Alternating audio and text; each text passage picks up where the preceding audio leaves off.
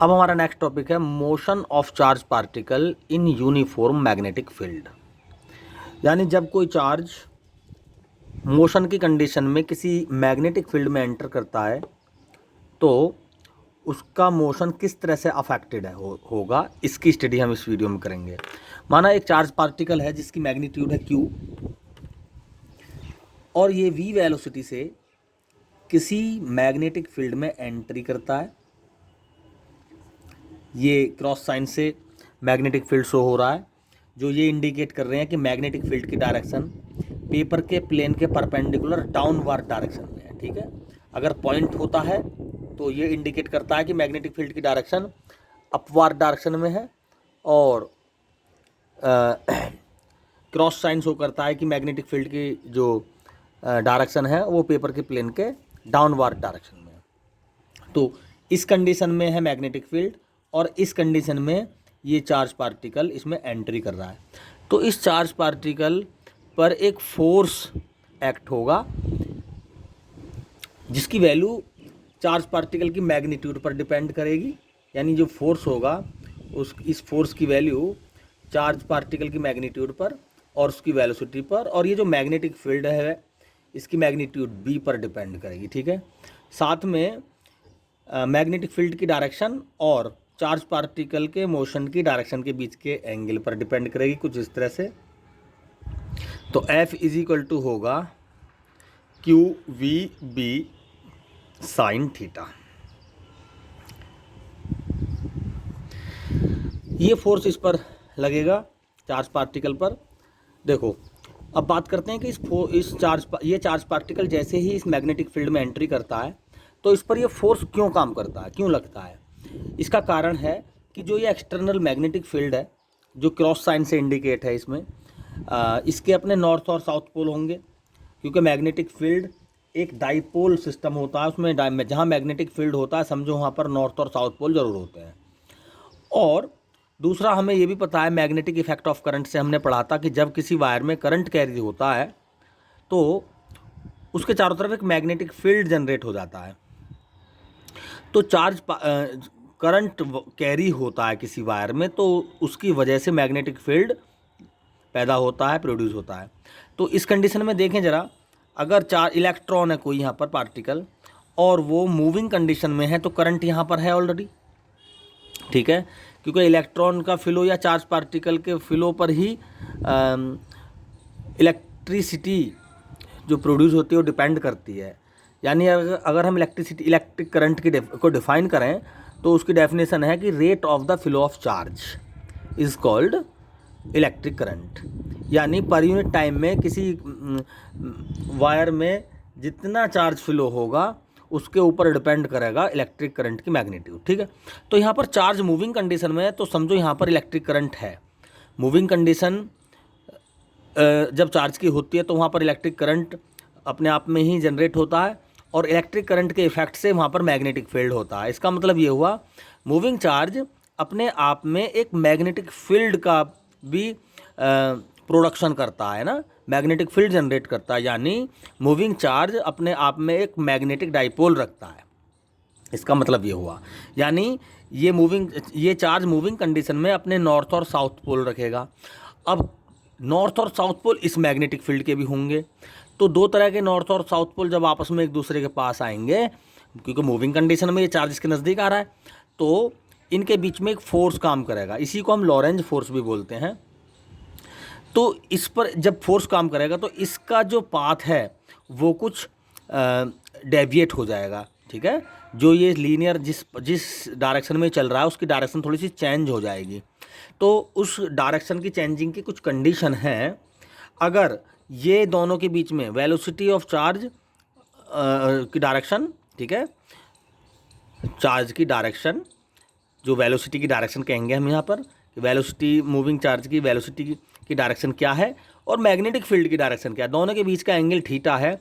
अगर ये 90 डिग्री हो जाता है, फर्ज करो ये 90 डिग्री हो गया, तो फोर्स हो गया मैक्सिमम जिसकी वैल्यू होगी क्यू वी बी।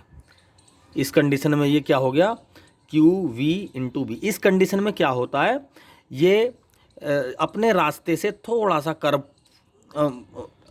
हो जाएगा, इसका पाथ कर्व्ड हो जाएगा और कुछ इस तरह से अगर देखें तो ये सर्कुलर पाथ को फॉलो करेगा। क्यों?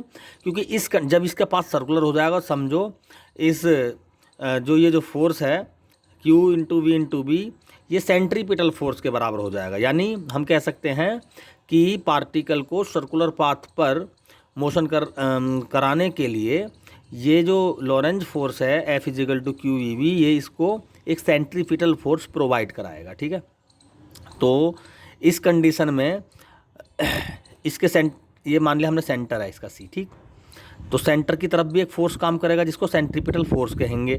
सेंट्रीपिटल फोर्स की वैल्यू होती है F is equal to M V square upon R. R is the radius of circular path. तो कोई भी पार्टिकल जब किसी सर्कुलर पाथ पर मूव करता है तो ये कहा जाता है कि भाई उसके सेंटर की तरफ एक फोर्स काम करता है। तो वो फोर्स सेंटर की तरफ ही क्यों करता है? देखो, ये कोई सर्कुलर पाथ है, ठीक, और किसी पार्टिकल की किसी समय यहाँ पर पोजीशन है, ये वी डायरेक्शन, लेकिन ये मुड़ना चाहेगा। तो मुड़ने के लिए इसको अपनी डायरेक्शन कुछ इस मोमेंट पर, इस पॉइंट पर कुछ इस तरह से करनी होगी। ठीक, तो इस कंडीशन में इसका एक कंपोनेंट तो ये हो जाएगा और दूसरा कंपोनेंट ये हो जाएगा सेंटर पे। ठीक, अगर बाय द वे यहाँ पर है तो इसको मुड़ने के लिए थोड़ी सी अपनी डायरेक्शन चेंज करनी होगी, जिसका एक कंपोनेंट इधर काम करेगा, ठीक है, इसको लीनियर मूव कराएगा, और दूसरा सेंटर की तरफ काम करेगा। दूसरा वेक्टर यहाँ पर ये वेक्टर सेंटर की तरफ काम कर रहा है, यहाँ पर ये वाला वेक्टर सेंटर की तरफ काम कर रहा है। दूसरा वेक्टर चार्ज पार्टिकल को आगे की तरफ मूव कराने की कोशिश करेगा। तो इसमें दो वेक्टर काम कर रहे हैं फोर्स के, एक आगे की तरफ काम कर रहा है और दूसरा सेंटर की तरफ काम कर रहा है। इस कंडीशन में ये जो पाथ है चार्ज पार्टिकल का कैसा हो जाता है? सर्कुलर हो जाता है। तो हम कहते हैं भाई सर्कुलर पाथ में चार्ज पार्टिकल या कोई भी पार्टिकल अगर सर्कुलर पाथ पे मूव कर रहा है तो सेंटर की तरफ जो फोर्स काम करेगा उसको हम सेंट्रीपिटल फोर्स कहते हैं। तो इस कंडीशन में जब चार्ज पार्टिकल की मूविंग की डायरेक्शन मैग्नेटिक फील्ड की डायरेक्शन के 90 डिग्री पर होगी तो ये जो फोर्स होगा, ये मैग्नेटिक फोर्स, ये क्या प्रोवाइड कराएगा? ये सेंट्रीपिटल फोर्स प्रोवाइड करा देता है। तो इस कंडीशन में हम लिख देते हैं कि एफ बी बराबर एफ सी। इस कंडीशन में हम देखो एफ बी की वैल्यू है क्यू वी बी और एफ सी की वैल्यू है M V square upon R. यहाँ से हम आर की वैल्यू फाइंड कर सकते हैं। आर इजकल टू हो जाएगा M V upon Q B, velocity की वैल्यू भी फाइंड कर सकते हैं और साथ में टाइम पीरियड की वैल्यू फाइंड कर सकते हैं। टाइम पीरियड हो जाएगा 2 pi R upon velocity, R की वैल्यू यहाँ पर रख देंगे 2 पाई, आर की जगह M V upon Q B, और वेलोसिटी की वैल्यू यहाँ पर वी को ऐसे कैसे रख दिया, वी से वी कट गया। इसका मतलब क्या हुआ? जो टाइम पीरियड है वो वेलोसिटी पर डिपेंड नहीं करता। वेलोसिटी मूविंग चार्ज पार्टिकल की कितनी भी चेंज हो जाए, टाइम पीरियड सेम रहेगा।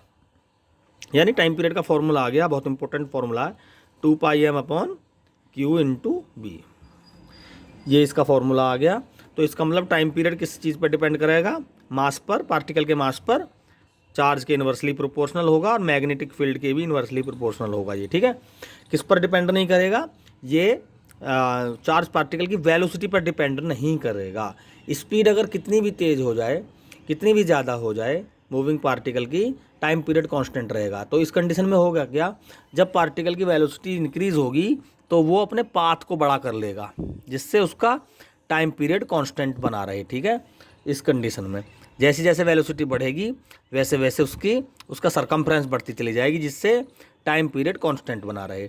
यानी जब कोई चार्ज पार्टिकल किसी मैग्नेटिक फील्ड में एंट्री करता है और मैग्नेटिक फील्ड की डायरेक्शन के साथ मूविंग डायरेक्शन 90 डिग्री का एंगल बनाती है, यानी वी और बी के बीच का 90 डिग्री का एंगल होता है, तो ये जो मैग्नेटिक फोर्स है ये सेंट्रीपिटल फोर्स को प्रोवाइड कराता है और यहाँ से हम और ये सर्कुलर पाथ को फॉलो करता है। ठीक है, और किसी कंडीशन में अगर ये एंगल 0 डिग्री हो, यानी मैग्नेटिक फील्ड की डायरेक्शन ये है तो चार्ज की पार्टिकल की डायरेक्शन भी ये हो जाए, यानी यहाँ पर थीटा इजिकल टू क्या हो जाए? 0 डिग्री।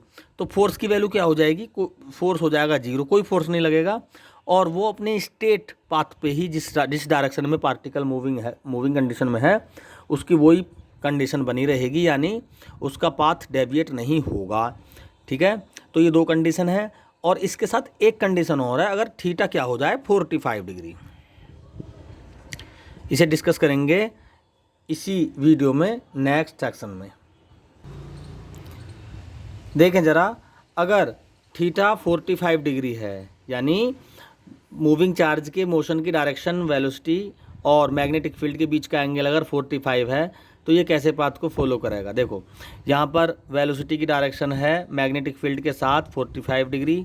तो यहाँ पर देखें ज़रा, जो वेलोसिटी का एक कंपोनेंट तो हो जाएगा v cos 45 और एक हो जाएगा v sin 45, ठीक है। तो मैग्नेटिक फील्ड के साथ ये कंपोनेंट तो 90 डिग्री पर है, तो ये तो कोशिश करेगा सर्कुलर पाथ को फॉलो कराने की, ये वाला कंपोनेंट।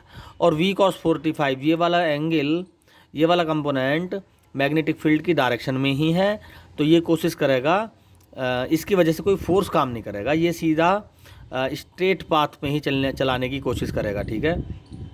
तो यहाँ पर 2 कंडीशन बन गई, एक तो एक कंपोनेंट तो उसको जैसी डायरेक्शन में चल रहा है ये पार्टिकल उसी डायरेक्शन चलाने की कोशिश करेगा ऐसे। दूसरा इसको ये v sin 45 इसको चाहेगा ये सर्कुलर पाथ को फॉलो करे। तो इस कंडीशन में जो चार्ज पार्टिकल का पाथ होगा वो हेलिकल पाथ बनाएगा इस तरह से, यानी आगे भी चलेगा और सर्कुलर पाथ को भी फॉलो करेगा। सर्पिलाकार पाथ कहते हैं इसको हिंदी में, सर्पिलाकार पाथ, और हिंदी में इंग्लिश में कहते हैं हेलिकल पाथ, ठीक है। तो इस तरह से इसमें जब मूविंग चार्ज किसी मैग्नेटिक फील्ड में एंटर करता है v वेलोसिटी के साथ, तो 90 डिग्री केस में वो सर्कुलर पाथ को फॉलो करता है, 0 डिग्री के केस में उस पर कोई फोर्स काम नहीं करता और वो सीधा ही अपने रास्ते में चलता रहता है, और 45 के केस में उसका पाथ हो जाता है हेलिकल। Thank you.